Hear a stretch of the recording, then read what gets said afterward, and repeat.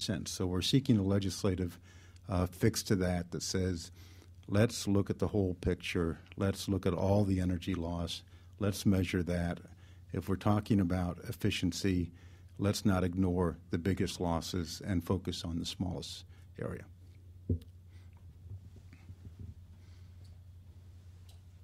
Hi, I'm Dan Witten with Bloomberg. Chris, I think I had a question more for you.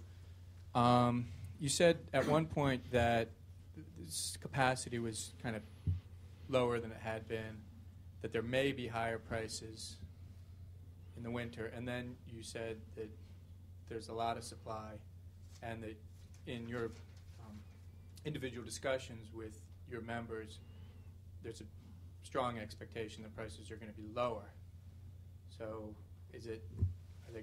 what's the expectation, that the prices will be lower, or that their lower capacity could lead to higher prices? I mean, the expectation is for winter heating season bills to be lower because there have been lower unit costs for natural gas going into the portfolio that the companies have created to meet winter heating season needs.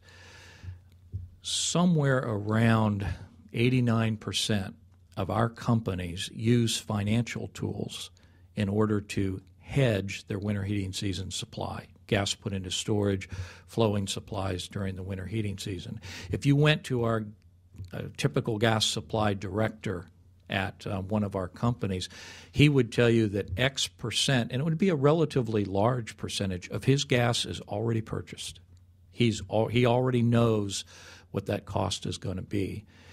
Building that portfolio was less expensive this year than it had been in the past. So that's where that expectation comes from, is knowing what has been put into storage, what is lined up on a contract basis for flowing supplies, et cetera. So the companies, generally the local gas utilities, have approached their public utility commissions. There's an understanding between the local regulators and the companies of what gas costs are going to be, and there's a record. In 2009, essentially those purchase gas adjustments, which are adjustments to the commodity cost, that obviously is reflected with the volatility that Roger has talked about. Those prices often are volatile.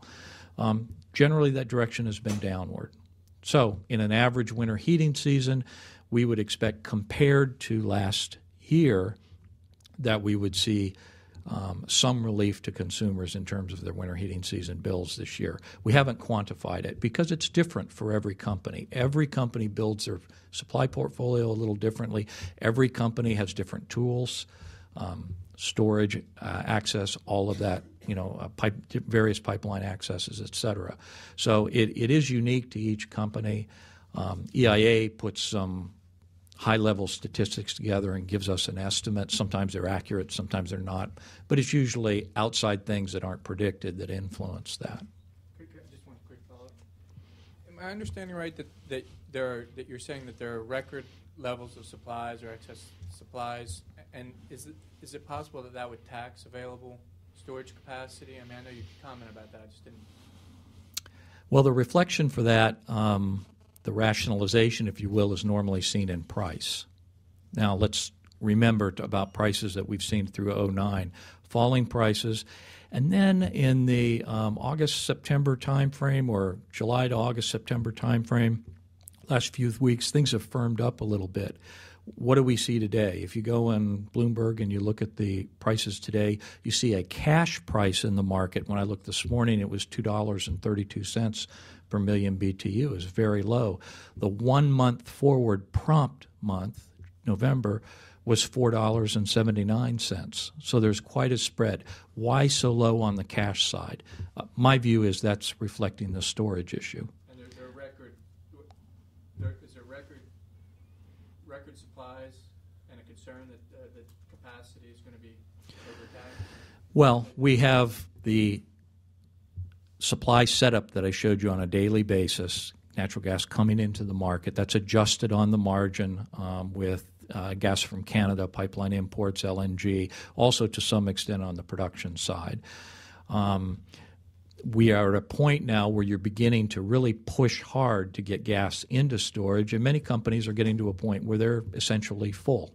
So the market views that as an oversupply in the short term, and I think that's reflected in that price that we're seeing today in the cash market. Now, you don't have to. We only have to go back a few years. Following the hurricane season in 2005, there wasn't much activity. In 2006, we had recovered from the hurricanes a little quicker than we thought we would. We had a price dip in September of 2006 also, but as soon as the winter heating season consumption came on, prices firmed back up again. Today, that price influence has been more on the large volume customer side, and to the extent that we begin to see a little more gas consumed by industrial consumers and other large volume consumers through this winter heating season, that could have an influence on seeing prices firmed up a little bit also. Okay, I'm sorry, I just want to make sure I have the word right. There's a word I'm trying to find. Okay. Record. Is it a record? The record that we're talking about is the working gas inventory and storage. Okay. Thank you. Yes. Just to follow up on that, I thought there's supposed to be a record gas inventories at the start of the winter heating season on November 1st. Isn't that what most people expect? Yes. As well as AGA? That's, I believe, what he was asking. So it was, okay. Yes. James Hannon with Destruction Today. On your slide presentation, you listed an average price next year of $478. I'm just wondering if you could kind of flesh out where you expect it to peak. I'd imagine it'd start out lower and get higher or something. Well, that price specifically came from the Energy Information Administration in their September short-term outlook. And, of course, I put the price up there as a comparison to what the average at that time had been for 2008. Let me find that slide. With the expectation, in 2009, with the expectation that some of these factors that we've been talking about, a slowdown in the increase in the gas supply curve, the potential for increased consumption, particularly from the large volume sector, that you would see some elevation in natural gas price on average for 2010. In terms of how that specifically distributes itself, I cannot tell you. I don't know. Any more questions? No? All right, thank you all for coming. Have a great day. Thank you.